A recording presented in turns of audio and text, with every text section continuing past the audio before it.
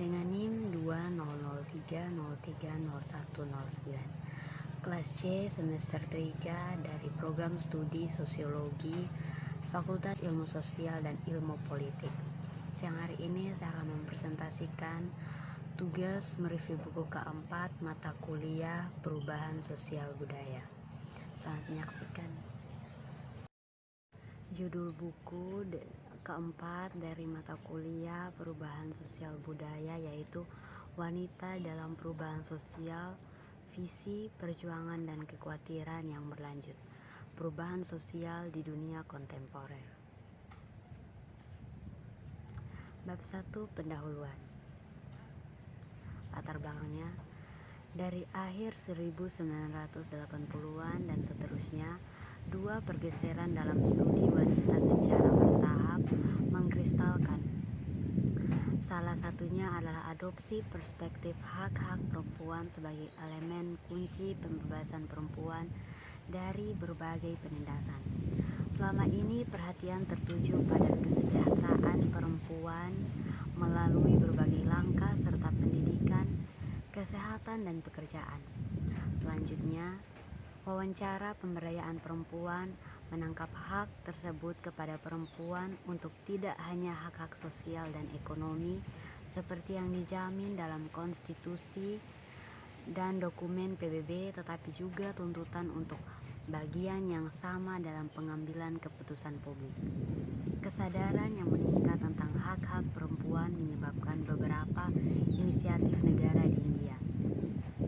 Pembentukan Komisi Nasional Perempuan pada tahun 1992 sebagai badan hukum amandemen ke-73 dan ke-74 Konstitusi India memberikan setidaknya sepertiga perwakilan untuk perempuan di Panchayat dan Kota Madya pada tahun 1993 dan memiliki bagian khusus tentang pembangunan perempuan di dokumen rencana 5 tahun dan juga memiliki komponen gender dalam anggaran tahunan dan banyak keputusan legislatif dan eksekutif lainnya.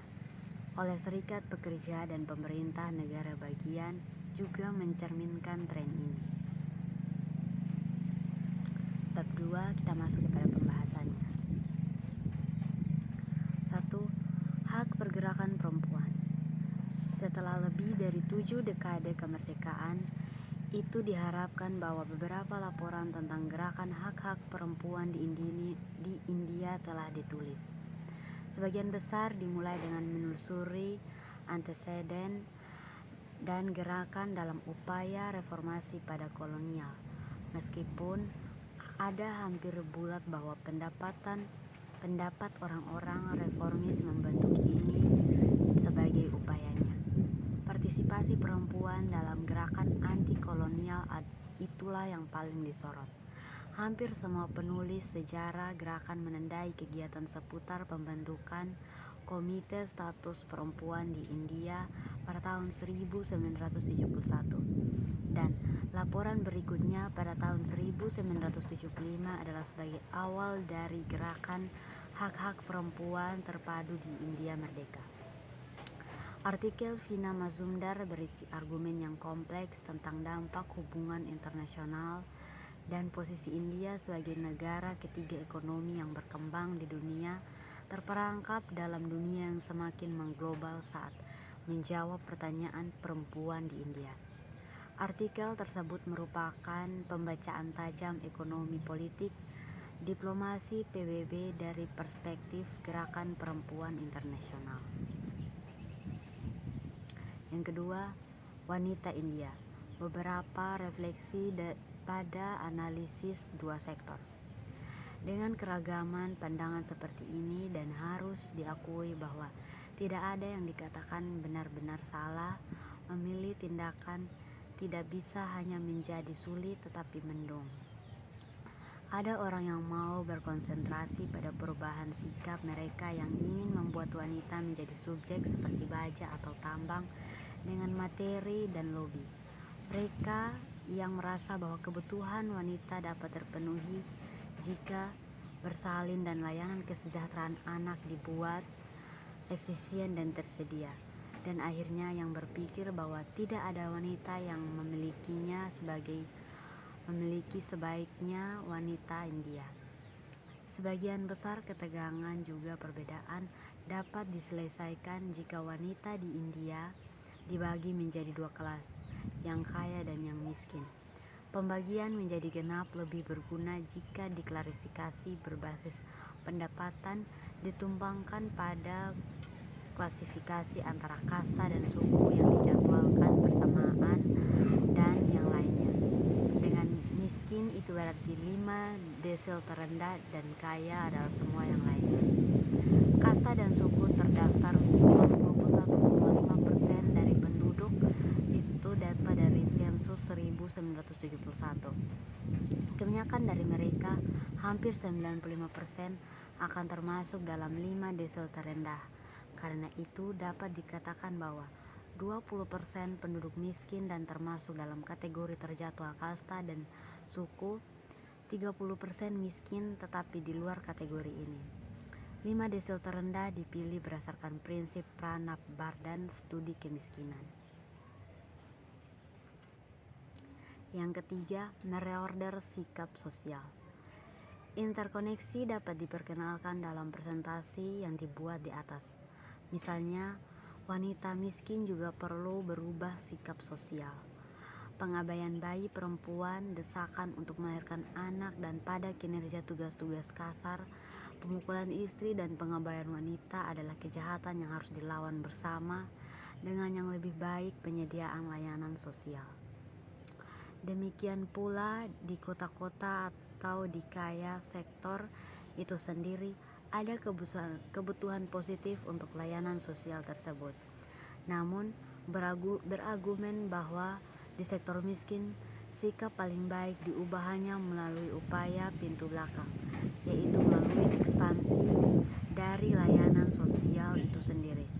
Misalnya jika pelayanan kesehatan lebih mudah dibeli untuk anak laki-laki daripada untuk anak perempuan, penyediaan bantuan medis dengan harga rendah biayanya akan memungkinkan anak perempuan tidak didiskriminasi.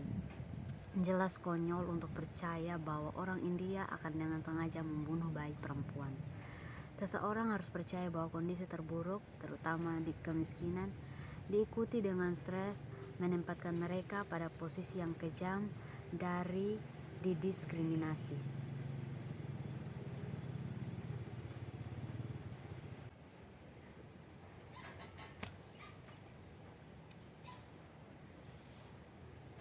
Yang keempat, hak dan kebebasan, pendekatan yang luar biasa. Komite mengambil titik awal hak dan kebebasan dijamin untuk perempuan seperti yang lain di bawah konstitusi India yang digambarkannya sebagai dokumen radikal yang mewujudkan tujuan dari sebuah revolusi sosial. Hal ini juga terlihat dari komitmen yang tak henti-hentinya terhadap hak-hak tersebut, individu dan keluarga inti sebagai model. Ini membawa komite ke dalam konflik baik dengan pendekatan tradisional di India dan dengan kelompok modern yang muncul dari cara berpikir berorientasi keluarga. Presentasi ahli demografi perspektif dengan referensi khusus untuk wanita India. Panitia menyoroti aspek yang paling mengkhawatirkan dari populasi India, yaitu rasio perempuan dan laki-laki yang rendah, berlawanan dengan tren di negara maju di dunia. Yang lebih mengganggu adalah penurunan rasio jenis kelamin yang terus-menerus selama 50 tahun terakhir. Kelima, wanita pekerja menolak dan jatuh. Ungkapan wanita pekerja dalam bahasa umum memunculkan visi yang begitu disayangi oleh kelas menengah perkantoran perkotaan. Gadis-gadis di kota itu yang jumlahnya tidak diragukan lagi telah menunjukkan fenomenal dalam 2 dekade terakhir dan telah memberikan kontribusi terhadap ilusi bahwa partisipasi perempuan dalam pekerjaan ekonomi telah meningkat. Komite telah melakukannya dengan baik untuk menghancurkan ilusi ini, untuk pernah dalam istilah yang tidak pasti dari 31 juta wanita yang merupakan angkatan kerja perempuan. tidak kurang dari 28 juta berada di pedesaan dan 80% dari semua pekerjaan perempuan terlibat dalam pertanian. Memukau jumlah penduduk perempuan sebanyak 284 juta. Partisipasi tenaga kerja tingkat untuk perempuan adalah 11,6%. Sementara mereka merupakan 17% dari total tenaga kerja. Yang keenam, Gerakan Perempuan di India. Sejarah 100 tahun. Gerakan perempuan di India memiliki sejarah kotak-kotak selama ratusan tahun. Itu melewati banyak fase dari front perusahaan hingga fragmentasi, penyebaran, dan sekarang mungkin harapan baru konsolidasi sebentar lagi.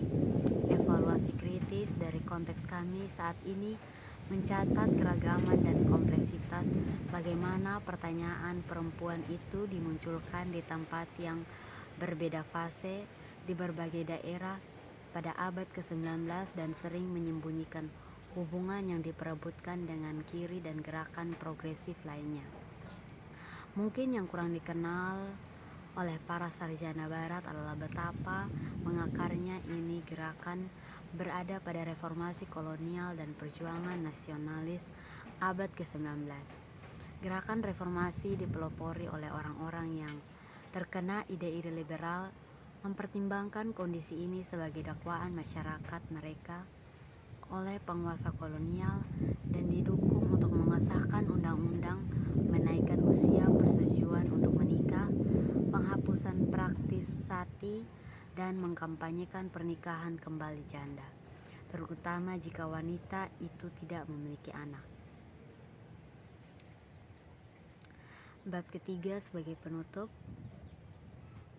Kesimpulannya, pembentukan Komite Nasional Perempuan pada tahun 1992 sebagai badan hukum, amandemen ke-73 dan ke-74 Konstitusi India memberikan setidaknya sepertiga perwakilan untuk perempuan di Panchayat dan Kota Madya pada tahun 1993 dan memiliki bagian khusus tentang pembangunan perempuan di dokumen rencana 5 tahun dan juga memiliki komponen gender dalam anggaran tahunan dan banyak keputusan legislatif dan eksekutif lainnya oleh serikat pekerja dan pemerintah negara bagian mencerminkan tren ini.